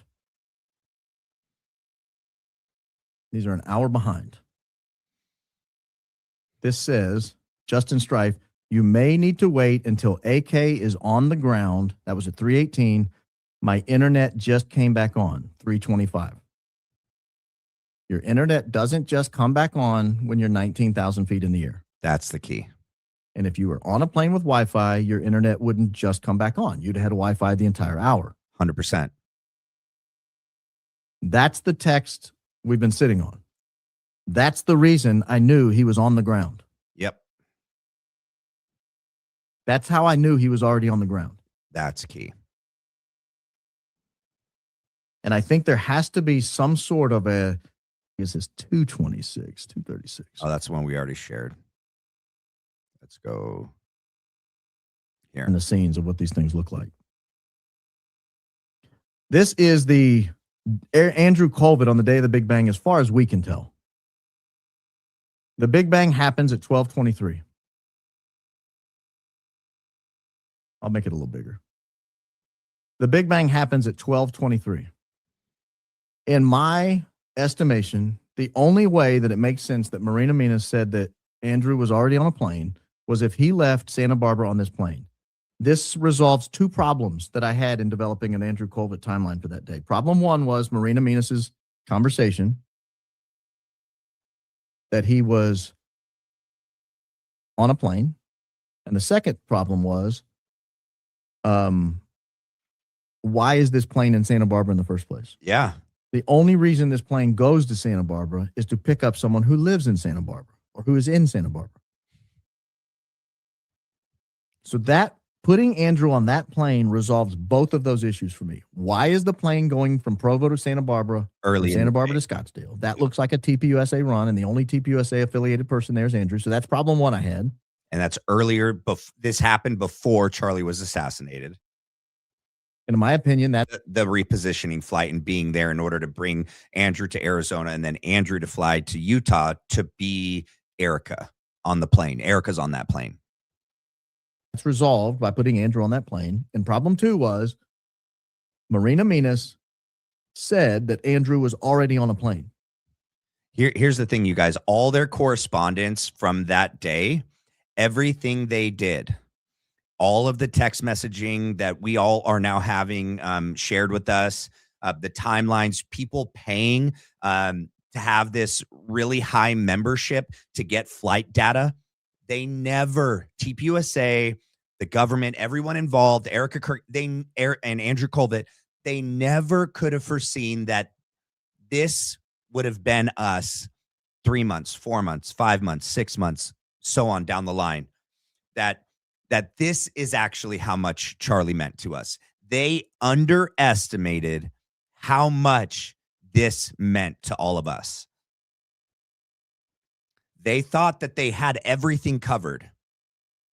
They never thought they were going to have leaks. They never thought that we would be doing this kind of in-depth investigation, that all of us would be tuned in 6-7 months after the event, still tuning into the podcast, listening to Candace Owens and Baron Coleman, and then going back with new information that they give to us and doing further research. They did not see this coming. They thought that the narrative would be able to be manipulated, told to us, that we would just accept it and go back to work. You know, we have the Einstein, we have the war. Oh, the next thing in the news media would then get us all to move on. That's why they've had to, in my opinion, pay certain people, get certain people on their side, like Lisa knows, in my opinion, or Gary Melton, Officer Tatum, Graham Allen, Dave Rubin, Ben Shapiro, that Erin Molan lady, all of them, in my opinion, are all spouting this official narrative and attacking Candace and Tucker and Joe Kent. They're all doing it all at the same time. So they're all saying the same things. They don't control the media like they used to. They don't control this space like they've used to control the news media. This is the new way we get and receive information, or give and receive information and news. So the best way, they can't start a new channel. They can't start releasing things on their official Fox News, CNN channel. No one's listening to them. They have to get in contact with people that are already out there, that already have an audience, that look like they are MAGA, America First, patriots, in pursuit of truth, certain individuals that support TPUSA and the official narrative and all that. They had to, contact them, in my opinion, and get them on their side. and, be releasing this information that's in favor of Erika Kirk and TPUSA and the official narrative. It really couldn't be more clear. Just go. I watch all their different channels on each day and hear what they're saying. They're all saying the same talking points. They're all coming out at the same time. Right now, it's all about Joe Kent. Before, it was about Candace. A little bit about Barron at different times.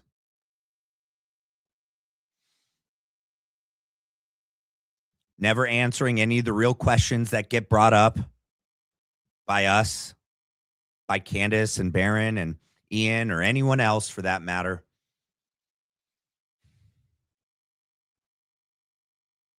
Lisa don't know ish. Yeah, that 100% she don't know ish. I do want to share with you guys something. I hope that answered the question for everybody. I want to share this.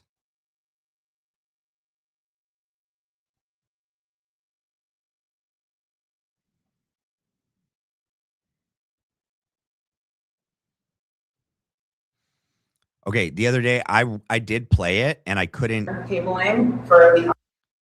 Could you guys hear that? I know you didn't see it, but could you hear the audio that I just played?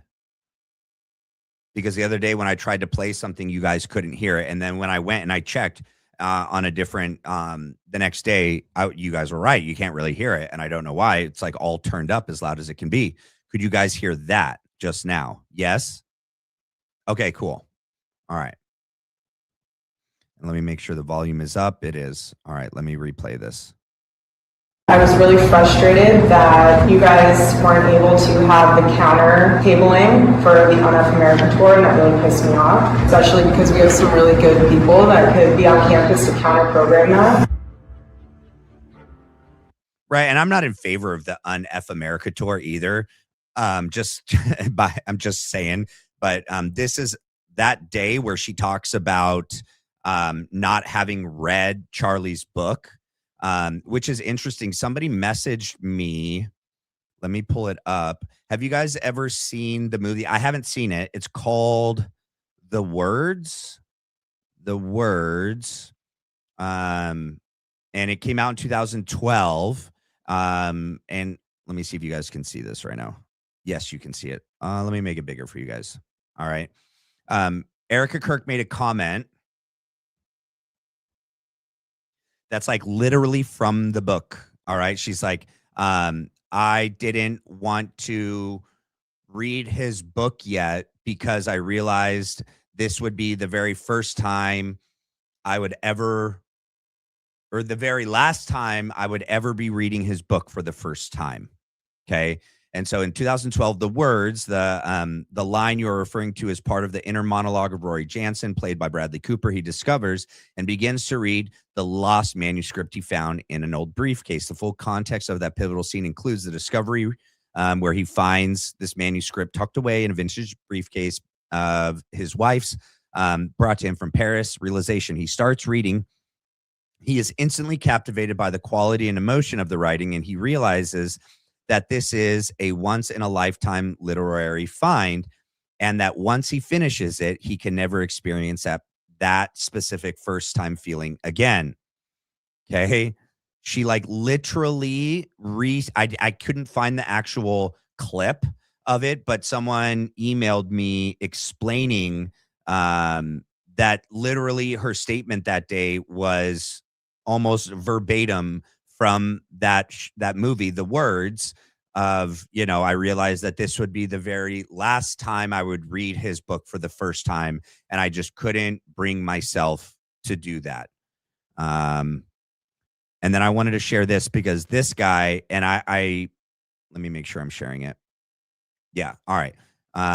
This kid is a total liar. And I've said, hey, this LDS Italian propagandist did absolutely nothing besides read the release court documents regarding the bullet jacket fragment found during the Charlie Kirk autopsy, and then add his interpretation or conclusions about this fragment so he could spew the official FedSlop narrative. And then, and then on another post, I asked him to debate me him and his friend. But here, let me share this. During Charlie Kirk autopsy. And it starts this way. It says a bullet fragment. Guys, for months now, we have been told by the conspiracy nuts that there's no way that Charlie was shot with a .30 caliber. And he's talking about all of us. We're all conspiracy nuts, by the way. Hunting rifle. That there would have been an exit wound. That there was this massive conspiracy. How did he actually die? Well, it turns out we just needed to let the real investigators look into his assassination and not the internet super sleuths, and we would actually get some answers. And this comes courtesy of the Post Millennial today. Side note, this was written by one of my friends, Tommy Stevenson. We went to college together. He does great work. Go check him out. No, he doesn't, because this is all lies and BS, and you're just lying for him. But the article says this. Court docs reveal bullet fragment was recovered during Charlie Kirk autopsy. We went over that. That's the court document that I read the other day where it says that the bullet jacket fragment was recovered during the autopsy. The ATF had done, wanted to do analysis. The analysis did an analysis. It came back inconclusive. The bullet jacket fragment is too small. If they tried to do any further tests on the bullet jacket fragment, it would degrade it to the point where it could no longer be used as evidence. And so, yeah, nothing conclusive was derived from this test that the ATF did. And it starts this way. It says a bullet fragment was recovered during Charlie Kirk's autopsy after he was shot dead at UVU, according to the court documents dealing with evidence in the case. The mention of the fragment. Notice that he has to say the official BS slop narrative, shot dead. Fragment was discussed in a motion from local Utah media opposing a motion from Tyler Robinson's defense in trying to block public access to evidence. So essentially, guys, a bullet fragment was found inside of Charlie Kirk during his autopsy. And the reason why we know this is because the local newspapers here in Utah are basically lawyering up right now to fight Tyler Robinson's lawyers in order to get as much info out to the public as possible. Tyler Robinson, they know they're going to lose this case. They're trying to keep this sealed because that's not why. They don't know that they're going to lose this case. This guy's so intellectually dishonest. Here's the other thing, you guys. If the bullet fragmented inside of Charlie, then the other fragments would be inside of Charlie still. Okay. If they found such a small piece of a bullet jacket fragment that they couldn't even test it, and the test came back inconclusive, and if they did it again, that it would destroy the remaining part of the bullet jacket fragment. Where's the rest of the bullet? Where to go? Where to go, guys? They don't want it to get out to the jury because people here in Utah, I mean, technically it could be me. Obviously, I'd recuse myself because I'm way invested in this. He's not impartial. He can't even be impartial. He's saying that he'd have to recuse himself because he's so invested and he's so biased. He's already made up his opinion. He's already convinced of Tyler Robinson's guilt. But people here in Utah are going to be a jury. They're going to convict Tyler Robinson. They're going to convict. He thinks that there's no other outcome here, you guys. This person is so dishonest. It's unreal, and it's on full display. And so if Utah newspapers can actually report the truth, no matter who it is, they're going to know that Tyler Robinson's a horrible person. And on what grounds can he even be making these claims and statements, dude? This guy's a total propagandist mouthpiece. I don't believe that Tyler Robinson's team is actually defending him. I think that they're actively working against his best interests, and that people on his team are clearly compromised and are working with the prosecution, the state, and possibly even TPUSA to ensure that Tyler doesn't get an effective defense. So Tyler Robinson's lawyers are trying to say, oh, don't let that out into the public. They're losing. And so this is going out into the public now, and people are seeing the evidence. The newspapers are arguing that people have the right to know. And obviously, we hope the newspapers prevail. And I think they will with all of this. I do agree that we have a right to know. And I follow the logic that Tyler Robinson's defense is not doing him any justice. Everything they're doing is making him look more guilty. And it's not actually amounting to any defending of him. They're losing everything, but in the process of losing every argument, they're looking like they're trying to keep out actual facts and evidence from reaching us. As I'll talk about more in a second. Andrea Burkhart is a litigator. She tweeted this out, which they included in the article. I'm bummed that the next gen DNA isn't entering Tyler Robinson's case yet, but the evidence the defense doesn't want retested is a bullet jacket comparison to the rifle ATF that came back inconclusive. This is where they're so dishonest. Okay. It's not that the defense doesn't want it retested. Okay. The ATF, if even says it in their statement, if it's retested, it will possibly and most likely destroy the remaining part of this bullet jacket fragment to where that it could never be retested again. It would be gone. There'd be no proof of it with the technology that we have right now. And so better to preserve what we have left than to destroy it to get another inconclusive result and then have nothing left to test down the line during a possible appeal or later on in the case. The existence of a bullet jacket fragment recovered during Charlie's autopsy also tells us pretty definitively that the bullet fragmented, which is the reason why there was no exit wound. No, if the bullet fragmented, because now this is him trying to follow up with the official, it was a frangible round. Well, at first it wasn't a frangible round. Now they're saying it is a frangible round, but even a frangible round, even if it fragmented, if you go look at all the tests that like everyone did online, it still goes through and through. It still goes through. But if the full bullet hit him and it fragmented inside of him, where's the rest of the bullet? The person that did the autopsy, this is the only fragment they found. It's so tiny. When they test it, it's not even conclusive what it is, where it came from, what kind of caliber it is, what kind of weight it is, grain, all that, all inconclusive, nothing definitive. In my opinion, I think it is the St. Michael pendant, the metal pendant that was around his neck, because that is the thing that moves the most. It moves the most violently. It's what's under his shirt. It's what moves his shirt. It's in the same formation of the pendant that comes up on this side of his shirt. We don't ever hear about the St. Michael pendant. We don't see it when Erika holds it out of the car. The next day you see the cross. You don't see the St. Michael pendant. We've never heard about it after the fact. We don't know where it is. It wasn't in Charlie Kirk's custody the night before. I don't know yet for sure that it was the mic,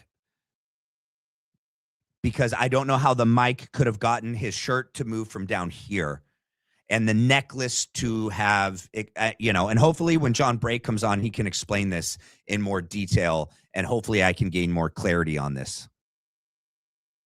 So two things she's saying there. They weren't able to confirm that the bullet came from the .30 caliber. Yeah. It doesn't mean it didn't. It was just inconclusive. They can retest it, which they can't retest it, you moron. It says it in the freaking document if you read it. Any retesting of it will destroy what's left of it. It will. What they do know, though, is that the bullet fragmented inside of Charlie. And that actually makes a lot of sense. And this is something that a lot of people will not talk about. If you know anything about hunting, a lot of shot that is used in hunting is meant to fragment, at least a decent amount. It's not uncommon. And I look. He says this guy is so stupid. No, most bullets aren't meant to fragment.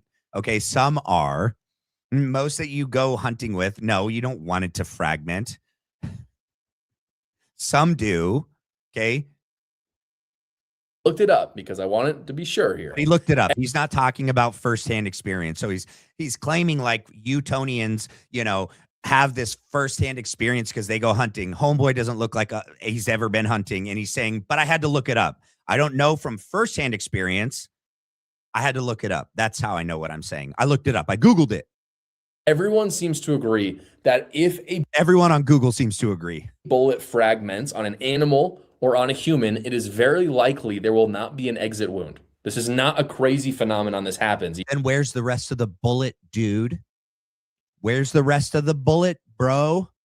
If there's no exit wound and the whole bullet went in and it fragmented, where is the rest of the bullet? Even on a .30 caliber. So this completely invalidates the conspiracies. And this is what sane people. It completely invalidates. No, it doesn't.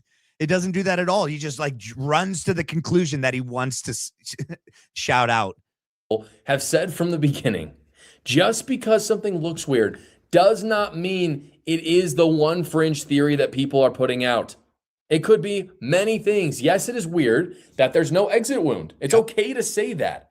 As it turns out, though, there are infinite possibilities of why that could have been. Yeah, including a shaped charge inside the road mic, which exploded and fragmented and hit him. They could have shoved some metal piece inside of his neck, inside of the car. The St. Michael pendant could have had some sort of technology on it, explosive on it, that made it shoot up underneath his shirt and hit his neck. Yeah, you're right. Any other possibility besides this whole 30-06 hit his neck had no exit wound, fragmented to the point where we can't find any other fragments. But the one piece that we can find, we can't test, so that we can't even definitively say it was the 30-06, that it was shot. Oh, it's just so convenient. Yes, it could have been a microphone bomb. No one calls it that. He's intentionally the most dishonest, little smug little person. Nobody who actually believes the exploding mic theory calls it the BOMB word. I don't, okay? They've said that it's an exploding mic, and that it was a micro shape charge, okay, that was designed at accurate energetic systems, that there was one primer explosive to separate it from his body. And then the shape charge, which is like a jet stream, it's like a rocket, and it shoots in a direction and it explodes in a specific direction, which means all of the heat and the force being expelled the opposite direction pushes it this way.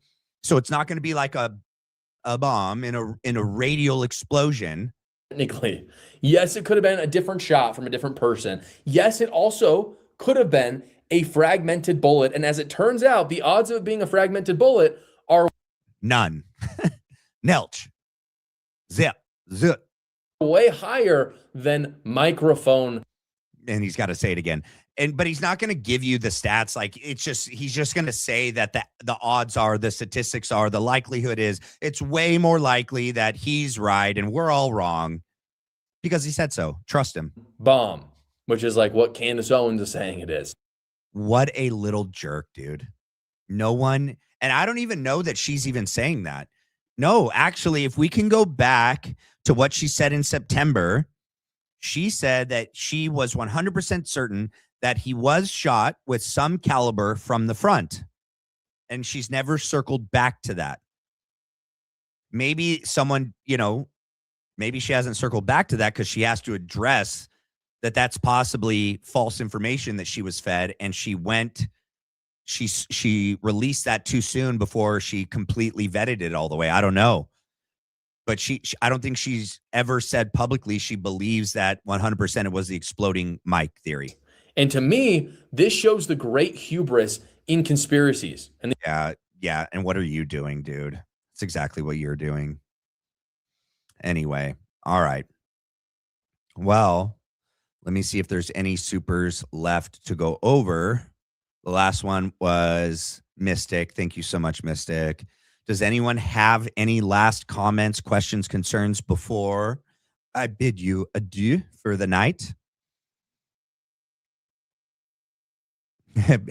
Cynthia, are you just getting here? We're about to end. Well, hopefully people can catch it on the rewatch crew. Something I've mentioned to a lot of people early on, make sure that when you've hit the subscribe, you click the bell again and you click the all so that you are being notified when I go live. Some people are, some people aren't.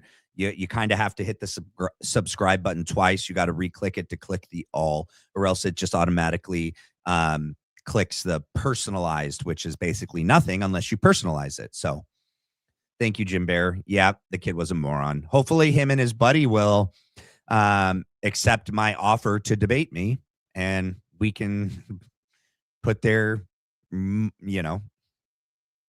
idiocy on full display.